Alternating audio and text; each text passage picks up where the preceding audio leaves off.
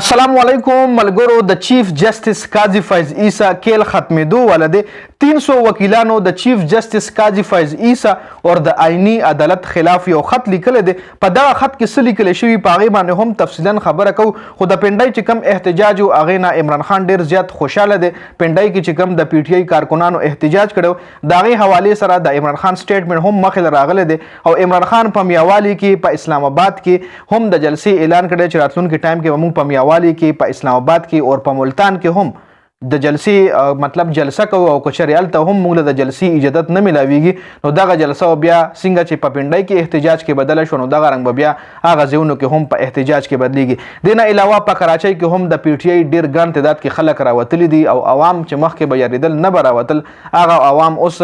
د یاره ختمه کړې ده او ډېر ګڼ تعداد کې په کراچۍ کې هم عوامو خپل سټرایک کړی دی. دې نه علاوه اوس به موږ خبره وکړو چې الیمین ګنډاپور هم یو تقریر کړی دی چې په هغه تقریر کې هم الیمین ګنډاپور ویلي دی چې بس دی زموږ نور صبر تمام شوی دی اور موږ به اوس که حکومت هر څه کوي که موږ ګرفتارۍ که ډزې را باندې کوي که هر څه کوي موږ به راوځو موږ به خپل احتجاجونه او جلسې ضرور کوو. اوس راځو چې د سپریم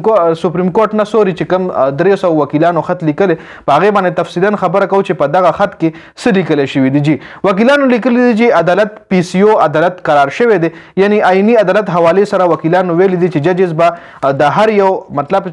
دغه عدالت حصه نه جوړیږي. دا کم آئینی عدالت چې حکومت جوړول غواړي یو خو سپریم کورټ دی. سپریم کورټ نه پس د یو بل عدالت جوړول غواړي چې دې سره به د سپریم کورټ نه هم زیات اختیارات دي. آئینی عدالت ورله ویلی شي اور دغه آئینی عدالت کې به دی ریټایر جج کینی. که چېرې دی چیف جسټس قاضي فیض عیسی له ایکسټینشن ورکولو کې کامیاب نه شو نو دی به آئینی عدالت جج چې کوم دی همدغه چیف جسټس قاضي فیض عیسی وټاکي او قاضي فیض عیسی به د آئینی عدالت دی مشر کینی. آئینی عدالت په څه فیصلې کوي چې کوم د آئین مطلب آئین کې ترمیم کول یا آئین کې یو نوی قانون راویستل هغه فیصلې چې کوم دی هغه د آئینی عدالت په لاسونو کې ویجي. نو دې وجه باندې اوس دغه 300 وکیلانو خط لیکلی دی چې د ټولو ججز ته ویلي چې څومره هم د سپریم کورټ او د های کورټ ججز دي چې تاسو به دغه آئینی عدالت ته حصه نه جوړیږئ او که چېرې حصه جوړیږئ نو بیا به تاسو د مطلب راتلونکي ټایم کې مشکلات راځي. او د نوي عدالت چې کوم حیثیت په هغه به هم د پی سی او کوډ 29 پی سی او څه شی دی پی سی او ججز کوم دي پی سی او کوډ کوم یوز دی. نو دا چې کله مشرف صاحب د مشرف په زمانه کې څه ججز چې هغه حلف اخیستلی د مشرف په اجازت باندې نا اهل ججزو هغه ټایم کې هم چې کوم اهل ججزو